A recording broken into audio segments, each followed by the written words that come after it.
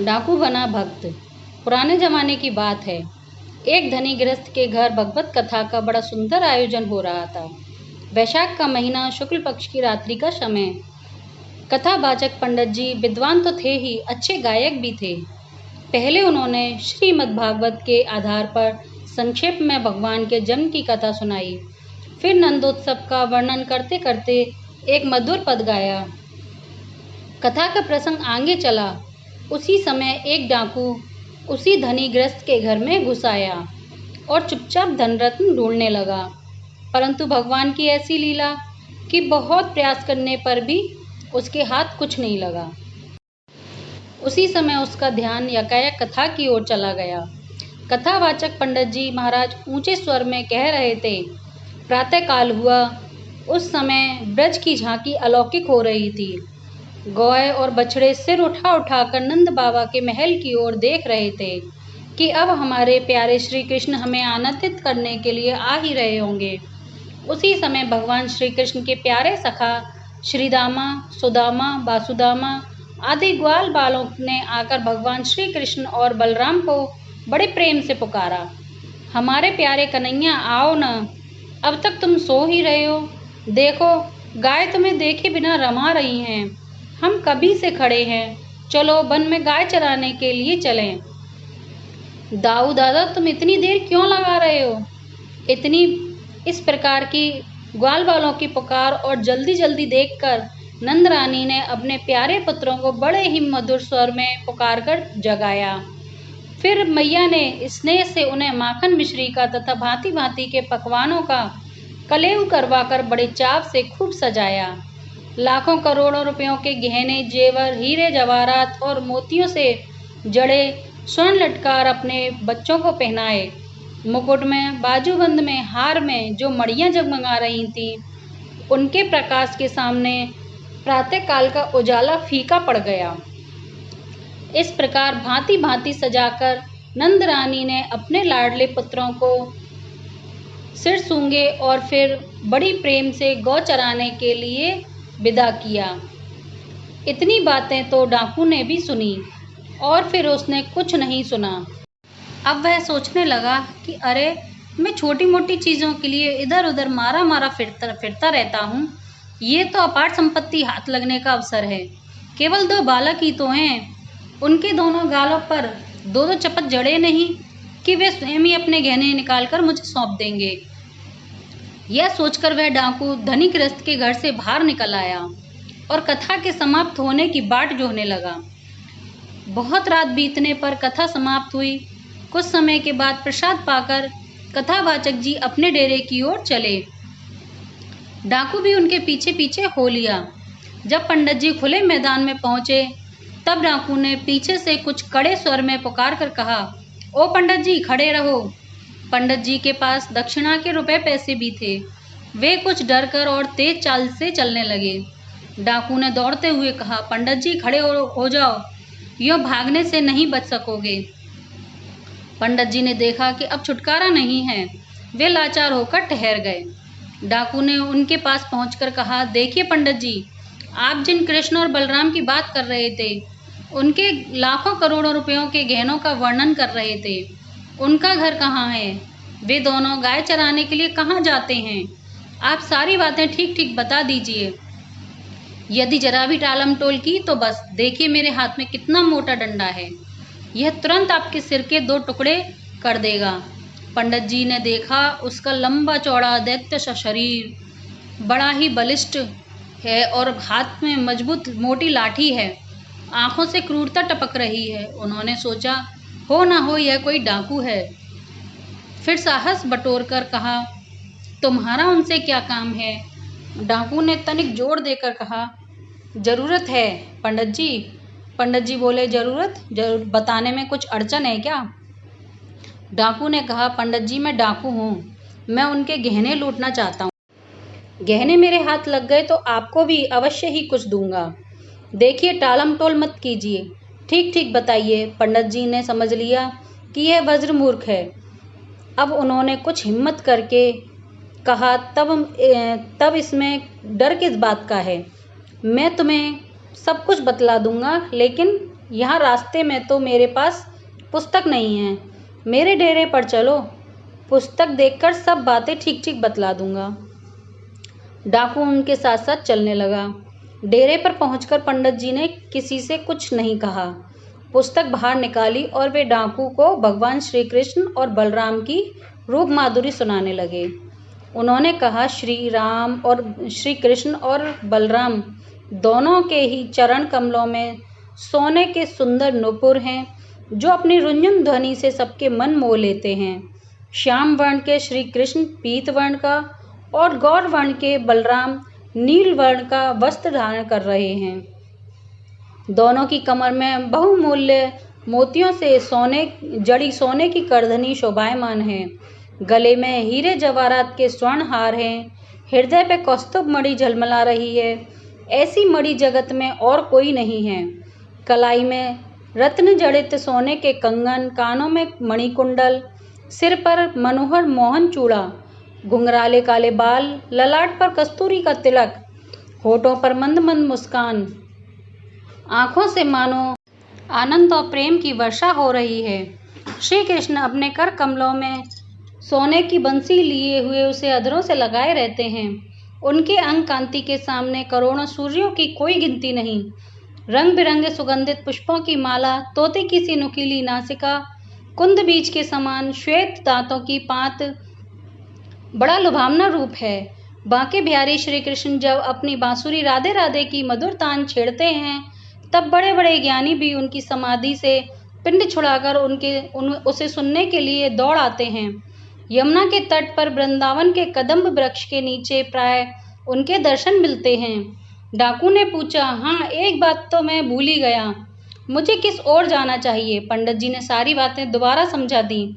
डाकू ने कहा, देखिए पंडित जी, मैं शीघ्र ही आकर आपको कुछ दूंगा। यहाँ से ज़्यादा दूर तो नहीं है ना? मैं एक ही रात में पहुँच जाऊँगा। अच्छा, एक बात और बताइए, क्या वे प्रतिदिन गाय चराने के लिए जाते हैं? पंडित जी ने कहा, हाँ डाकू। कब आते हैं? पंडित जी, ठीक से प्रातःकाल के समय। उस समय थोड़ा थोड़ा अंधेरा भी रहता है। डाकू ने कहा, ठीक है, मैंने सब समझ लिया। हाँ, तो अब मुझे किस ओर जाना चाहिए? पंडित जी ने कहा, बराबर उत्तर की ओर चले जाओ। डाकू प्रणाम करके चल पड़ा। पंडित जी ने मन ही मन हंसने लगे, देखो यह कैसा पागल है। थोड़ी देर बाद उन्हें चिंता भी हो गई। यह मूर्ख 2-4 दिन तो ढूंढने का प्रयत्न करेगा, फिर लौटकर कहीं मुझ पर अत्याचार करने लगा तो? किंतु नहीं, यह बड़ा विश्वासी है, लौटकर आएगा तो एक रास्ता और बतला दूंगा। यह 2-4 दिन भटकेगा, तब तक मैं कथा समाप्त करके यहाँ से चलता बनूंगा। इससे पिंड छुड़ाने का और कोई उपाय है क्या? पंडित जी कुछ निश्चिंत हुए और डाकू अपने घर को चला गया। उसकी भूख, प्यास, नींद सब उड़ गई। वह दिन रात गहनों की बात सोचा करता। चमकीले गहनों से लदे दोनों नयनमंद हरण बालक उसकी आंखों के सामने नाचते रहते। डाकू के मन में एक ही धुन थी। अंधेरा हुआ। डाकू ने लाठी अपने कंधे पर रखी और वह उत्तर दिशा की ओर चल पड़ा। वह उत्तर भी उसकी अपनी धुन का ही था। दूसरों के देखने में तो शायद वह दक्षिण ही जा रहा था। उसे इस बात का पता भी नहीं था कि उसके पैर धरती पर पड़ रहे हैं या कांटों पर। चलते चलते एक स्थान पर डाकू की आंख खुली। उसने देखा, बड़ा सुंदर हरा भरा वन है। एक नदी भी कलकल करती बह रही है। उसने सोचा, निश्चय ही यही है, परंतु वह कदम का पेड़ कहाँ है? डाकू बड़ी सावधानी के साथ एक एक वृक्ष के पास जाकर कदम को पहचानने की चेष्टा करने लगा। अंत में उसे एक कदम मिल गया। अब उसके आनंद की सीमा ना रही। उसने संतोष की सांस ली और अब डाकू के मन में एक ही विचार था, सवेरा कब हो और कब अपना काम बने। वह एक एक क्षण सावधानी से देखता और सोचता, अभी सवेरा होने में देर है, मैं ज्यों ही बंसी की धुन सुनूंगा त्यों ही टूट पड़ूंगा। इस प्रकार सोचता हुआ वह डाकू सवेरा होने की बाट जोहने लगा। कुछ ही क्षणों में उसकी बेहोशी टूटी, आंखें खुली। वह उठकर खड़ा हो गया। देखा तो आसपास के जंगल में एक दिव्य शीतल प्रकाश चारों ओर फैल रहा है। उस मनोहर प्रकाश में 2 भुवन मोहन बालक अपने अंग की अलौकिक छटा बिखेर रहे हैं। गाय और उनके आगे आगे कुछ दूर पर निकल गए। डाकू ने उन्हें देखा, अभी पुकार भी नहीं पाया था कि मन मुग्ध हो गए। आह, कैसे सुंदर चेहरे हैं इनके, आंखों से तो अमृत बह रहा है और इनके तो अंग अंग बहुमूल्य आभूषणों से भरे हैं। हाय, कितने नन्हे नन्हे सुकुमार शिशुओं को माँ बाप ने गाय चराने के लिए कैसे भेज दिया। मेरा तो जी भर आता है, मन चाहता है इन्हें देखता ही रहूं। इनके गहने उतारने की बात कैसी, इन्हें तो और भी सजाना चाहिए। नहीं, मैं इनके गहने नहीं छीनूंगा। ना ही गहने नहीं, मैं तो आया ही क्यों। ठीक है, मैं गहने तो छीन लूंगा, परंतु इन्हें मारूंगा नहीं। मुझसे यह काम नहीं होगा। धत तेरेगी, यह कैसा मोह है। मैं डाकू हूँ, डाकू, और डाकू में दया। बस बस, मैं अभी गहने छीन लेता हूँ। यह कहते कहते वह श्री कृष्ण और बलराम की ओर दौड़ा। भगवान श्री कृष्ण और बलराम के पास पहुंचकर उनका स्वरूप देखते ही उसकी चेतना एक बार फिर लुप्त हो गई। पैर लड़खड़ाए और वह गिर पड़ा। फिर उठा, कुछ देर टकटकी लगाए देखता रहा। आंखें आंसुओं से भर आईं। फिर न मालूम क्या सोचा, हाथ में लाठी लेकर उनके सामने गया और बोला, खड़े हो जाओ, सारे गहने निकालकर मुझे दे दो। श्री कृष्ण, हम अपने गहने क्यों दें। डाकू, दोगे नहीं, मेरी लाठी की ओर देखो। श्री कृष्ण ने कहा, डाकू, लाठी से क्या होगा। डाकू बोला, अच्छा क्या होगा, गहना न देने पर तुम्हारे सिर तोड़ डालूंगा, और क्या होगा। श्री कृष्ण, नहीं, हम गहने नहीं देंगे। डाकू, अभी अभी मैं कान पकड़ के ऐंठूंगा और सारे गहने छीन छान कर तुम्हें नदी में फेंक दूंगा। श्री कृष्ण जोर से ओ बाबा चिल्लाने लगे। डाकू ने झपटकर अपने हाथ से श्री कृष्ण का मुंह दबाना चाहा, परंतु स्पर्श करते ही उसके सारे शरीर में बिजली दौड़ गई। वह अचेत होकर धड़ाम से धरती पर गिर पड़ा। कुछ क्षणों बाद जब चेत हुआ, तब वह श्री कृष्ण से बोला, अरे तुम दोनों कौन हो। मैं ज्यों ज्यों तुम दोनों को देखता हूँ, त्यों तो तुम मेरे और सुंदर और मनोहर और मधुर क्यों दिख रहे हो। मेरी आंखों की पलकें पड़नी बंद हो गईं। हाय हाय, मुझे रोना आ रहा है। अब मेरे शरीर के रोए क्यों खड़े हो गए। जान गया, तुम दोनों देवता हो, मनुष्य नहीं हो। श्री कृष्ण ने मुस्कुराकर कहा, नहीं, हम मनुष्य हैं, हम ग्वाल हैं, हम ब्रज के राजा नंद बाबा के लड़के हैं। डाकू, आहा, ऐसी मुस्कान है। जाओ जाओ, तुम लोग गाय चराओ, मैं अब गहने नहीं चाहता। मैं एक बार तुम्हारी हथेलियों का चुम्बन कर लूं। ओह, तुम्हारा स्पर्श कितना शीतल, कितना मधुर, धन्य धन्य। तुम्हारे मधुर स्पर्श से हृदय की ज्वाला शांत हो रही है, आशा अभिलाषा मिट रही है। जाओ, अब तुम जाओ, मेरी भूख प्यास मिट गई। अब कहीं जाने की इच्छा नहीं होती। मैं यहीं रहूँगा। तुम दोनों रोज इसी रास्ते से जाओगे ना। प्रतिदिन मुझे दर्शन देते रहना। देखो, भूलना नहीं। किसी दिन नहीं आओगे, दर्शन नहीं दोगे तो याद रखना, मेरे प्राण झटपटाकर छूट ही जाएंगे। श्री कृष्ण, अब तुम हम लोगों को मारोगे तो नहीं, गहने तो नहीं छीन लोगे। हाँ, ऐसी प्रतिज्ञा करो तो हम लोग प्रतिदिन आ सकते हैं। डाकू, प्रतिज्ञा, भगवान की शपथ, तुम लोगों को मैं कभी नहीं मारूंगा। तुम्हें मार सकता हो ऐसा कोई है जगत में। तुम्हें तो देखते ही सारी शक्ति गायब हो जाती है, मन भी हाथ से निकल जाता है। फिर कौन मारे और कैसे मारे। अच्छा, तुम लोग जाओ। श्री कृष्ण, यदि तुम्हें हम अपने गहने दे दें तो लोगे। डाकू, गहना, अब गहने क्या, अब तो कुछ भी लेने की इच्छा नहीं है। श्री कृष्ण, नहीं लोगे, ले लो, हम तुम्हें दे रहे हैं ना। डाकू, तुम दे रहे हो तब तो लेना ही पड़ेगा, परंतु तुम्हारे माँ बाप तुम पर नाराज तो नहीं होंगे, तुम्हें मारेंगे तो। श्री कृष्ण, नहीं नहीं, हम राजकुमार हैं, हमारे पास ऐसे न जाने कितने सारे गहने हैं। तुम चाहो तो तुम्हें और भी गहने दे सकते हैं। डाकू, तो क्या करूँगा, परंतु तुम्हारी बात टाली भी तो नहीं जाती। क्या तुम्हारे पास और गहने हैं, सच बोलो। भगवान श्री कृष्ण अपने शरीर पर से सारे गहने उतार कर देने लगे। डाकू ने कहा, देखो भाई, यदि तुम देना ही चाहते हो तो मेरा ये दुपट्टा ले लो और इसमें अपने हाथों से बांध दो। किंतु देखो लाला, यदि तुम मेरी इच्छा जानकर बिना मन के दे रहे हो तो मुझे ये गहने नहीं चाहिए। मेरी इच्छा तो बस यही है कि रोज एक बार तुम्हारे मनोहर मुखड़े के मैं दर्शन कर लिया करूं और एक बार तुम्हारे चरण तल से अपने सिर का स्पर्श करा लिया करूं। श्री कृष्ण बोले, नहीं नहीं, बेमन की बात कैसी, तुम फिर आना, तुम्हें इस बार और गहने देंगे। श्री कृष्ण ने उसके दुपट्टे में सब गहने बांध दिए। डाकू ने गहने की पोटली हाथ में लेकर कहा, क्यों भाई, मैं फिर आऊंगा तो तुम मुझे और गहने दोगे ना? गहने चाहे ना देना, परंतु दर्शन जरूर देना। श्री भगवान ने कहा, अवश्य, गहने भी और दर्शन भी, दोनों। डाकू गहने लेकर अपने घर के लिए रवाना हुआ। दूसरे दिन रात के समय कथावाचक पंडित जी के पास जाकर सब वृतांत कहा और गहने की पोटली उनके सामने रख दी। बोला, देखिए देखिए पंडित जी, कितने गहने लाया हूँ, आपकी जितनी इच्छा हो ले लीजिए। पंडित जी तो यह सब देख सुनकर चकित हो गए। उन्होंने बड़े विस्मय के साथ कहा, मैंने जिनकी कथा कही थी उनके गहने ले आया?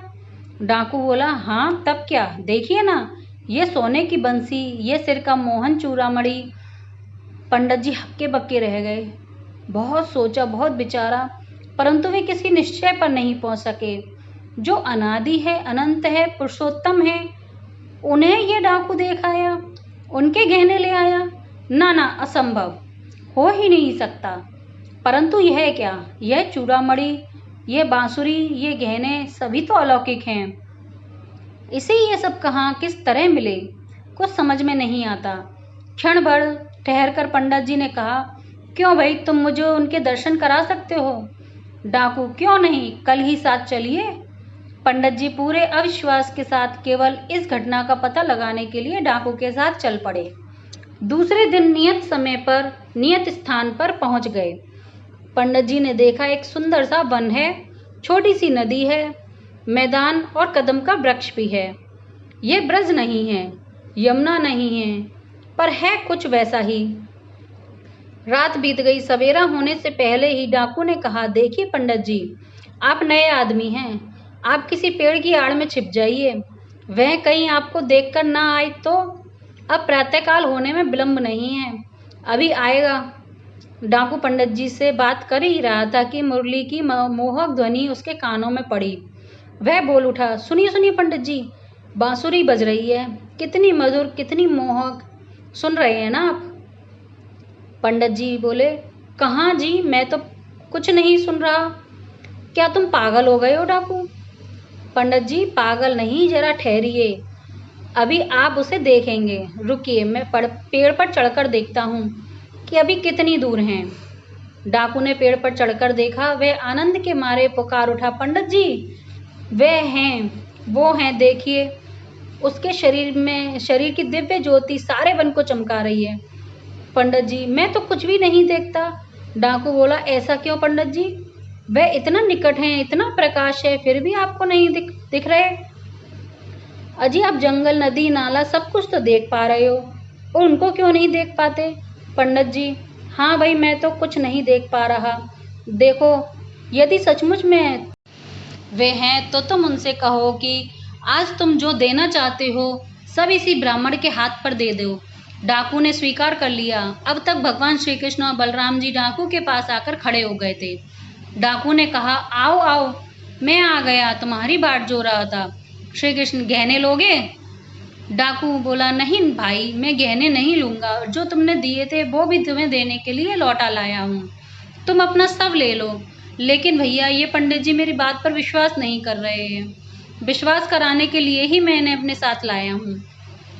मैं तुम्हारी बंसी की ध्वनि सुनता हूँ, तुम्हारी अंग कांति से चमकते हुए वन को देखता हूँ, तुम्हारे साथ बातचीत करता हूँ, परंतु पंडित जी यह सब देख सुन नहीं रहे हैं। यदि तुम इन्हें नहीं दिखोगे तो ये मेरी बात पर विश्वास नहीं करेंगे। श्री कृष्ण ने कहा, अरे भैया, अभी ये मेरे दर्शन के अधिकारी नहीं हैं, पंडित हैं तो क्या हुआ? डाकू बोला, नहीं भाई, मैं बलिहारी जाऊं तुम पर, उनके लिए जो कहो वही कर दूं, परंतु एक बार इन्हें अपनी बाकी झांकी के दर्शन जरूर करवा दो। श्री कृष्ण ने हंसकर कहा, अच्छी बात है, तुम मुझे और पंडित जी को एक साथ स्पर्श करो। डाकू के ऐसा कहते ही पंडित जी की दिव्य दृष्टि हो गई और उन्होंने मुरली मनोहर पीताम्बरधारी श्याम सुंदर की बाकी झांकी के दर्शन किए। फिर तो दोनों निहाल होकर भगवान के चरणों में गिर पड़े। राधे राधे दोस्तों, अगर आपको हमारी ये कहानी अच्छी लगी हो तो लाइक करें, शेयर करें और कमेंट करें। धन्यवाद।